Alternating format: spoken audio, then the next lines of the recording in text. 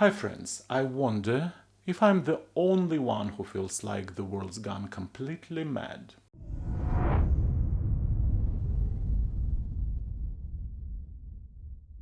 50-year-old George Pryor decided to make a name for himself by showing the world just how harmful Coca-Cola can be to the human body. His unique diet, 10 cans of Coke a day for 3 months straight. That's, hold on, 350 grams of sugar every day, or about 70 sugar cubes. In other words, George turned himself into a human sugar factory.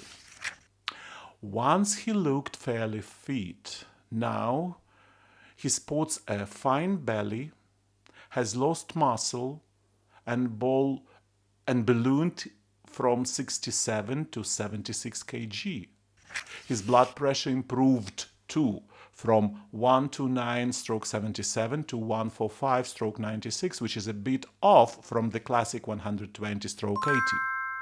And as a bonus, a heightened risk of heart disease and stroke courtesy to Coca-Cola. But the surprises didn't end there. George suddenly realized he had become addicted to Coke and now fears his own dependency. Of course, who could have guessed that dozens of cans of sugary soda every single day might be addictive? A true scientific breakthrough. George is the father of 2 children, and now he is deeply worried about how sugar affects them, his children. Amazing, really. First spent 3 months showing them live how to slowly turn into a syrup-filled sack, and then suddenly notice it's bad for you. The conclusion? When the experiment was over, George solemnly declared, "I'd rather never do this again." Bravo, George. Clearly, sugar does speed up brain activity. It only took 3 months to arrive at this stunning realization. And his newfound intellect also told him not to sue Coca-Cola. After all, nowhere on the can it does say, "Warning, after 900 consecutive cans, you'll become as round as the can itself." Moral of the story? George Pryor proved to the world that Coke is harmful. The world, of course, knew this 50 years ago, but hey, the show must go on.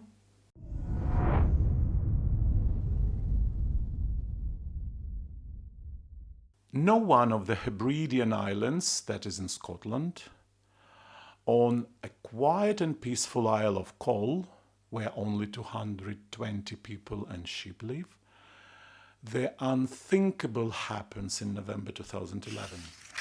The first recorded violation of the law. And no, not during elections, not involving whiskey smuggling, but in a public toilet. The criminal of the century decided to commit an act of vandalism and, out of all possible targets, choose the holiest place of the community, the restroom. The paper towel dispenser, a faucet, and even the sewage pipe were damaged. The total damage amounted to a whopping £200. A fortune by the standards of those who probably see each other in the loo more often than in the pub. Local residents were shocked. For the first time in their peaceful island history, they had to call the police. But there was one small problem. There was no police station on call. And transport between the islands runs, let's say, nothing like Swiss clockwork. As a result, they had to wait 2 days for law enforcement to arrive. In that time, the culprit could have escaped, conquered the neighboring island, or vandalized the toilet again. Who exactly dared to encroach on Cole's plumbing remains unknown. But with a population of 220, the search for a suspect is more like a game of guess who didn't show up on Sunday's church. A world can do 100 years without crime, but where the first case is tied to toilet paper and pipes truly proves the universe has a sense of humor. Why did I decide to tell this story in my blog, This Crazy World? 20 years ago, when I worked in the UK, a colleague of mine who had come to London from New Zealand told me that in her hometown nobody even bothered installing locks on doors. Too bad I didn't ask her back then whether the town had a police station. Somehow I suspect that by now that town has both door locks and a police station.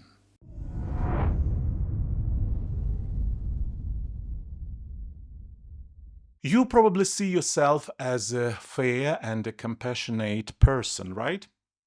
But unfortunately, it often happens then when hearing news about crime victims. People sometimes respond with thoughts like, he fell for a scam, he should have been more careful, or she was raped, why did she walk alone at night? Such words sound like explanation, but in fact they strip the victim of the right to support. Why does this happen? Often because it's difficult for people to accept the idea that suffering can strike anyone, even someone who had done nothing wrong. Subconsciously, we look for a reason in the victim's actions to preserve our own sense of safety. If she is to blame, then it won't happen to me. This is a psychological defense mechanism, but it inflicts new pain for those already enduring hardship. Experiments show that when people witness others suffering, their first reaction is compassion and a desire to help. But if they are told that helping is impossible, some begin to look for justification for what is happening, as if the victim deserves the suffering. This comes not from cruelty, but from fear and helplessness. In my humble opinion, this is exactly the reason behind the position of most Russians toward the so-called special military operation, or as Russians diplomats coyly call it, the Ukrainian crisis. That's why, for Russians, things are not so clear in this war. It's simply a form of mental self-defense, which, by the way, by no means excuses them. Because if they followed straightforward human logic, the very logic they avoid for the reason mentioned above, the conclusion would be undeniable. What a disgrace my country is, and what a disgrace I myself for letting my country come to this. That's why it's especially important to remember victims are never to blame for what happened to them. The true expression of humanity is not in searching for excuses, but in the willingness to extend a hand of support and say, you're not alone. What happened was unjust, and you didn't deserve it.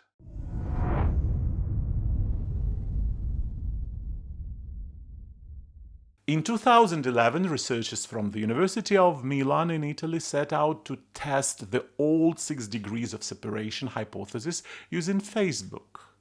And it turned out that the world is even smaller than we thought. Most people are connected by just 5 handshakes, or 4 intermediaries to be precise. They analyzed a social graph of over 700 million users, those who had logged in at least once in May 2011. The graph contained more than 69 billion connections. And that's only official friendship, not just my mom added the neighbor because she was bored. The average distance between people was 4.74 steps, which basically means we are all just one extended arm away from each other, just not our own. If you Narrow it down to local groups, for example, Italians. It gets even closer. About 4 links, apparently pizza and waiting in the same line for coffee connect people better than any algorithm. For context, the idea of everyone on Earth is linked by no more than 5 intermediaries was first proposed in 1929 by Hungarian writer Frigyes Kerinthi. In 1969, psychologist Stanley Milgram confirmed it with his letter experiment, where volunteers had to send mail through acquaintances to reach an unknown person. The internet is simply a faster version of some idea, except now we forward memes instead of letters. And here is the irony. The world really is tiny, so small that you can reach anyone in just 5 steps. But at the same time, we can't manage to bring order to this tiny world, creating global chaos. Sure, 5 steps and it's done. Taking 5 steps toward common sense, that seems way beyond human capability.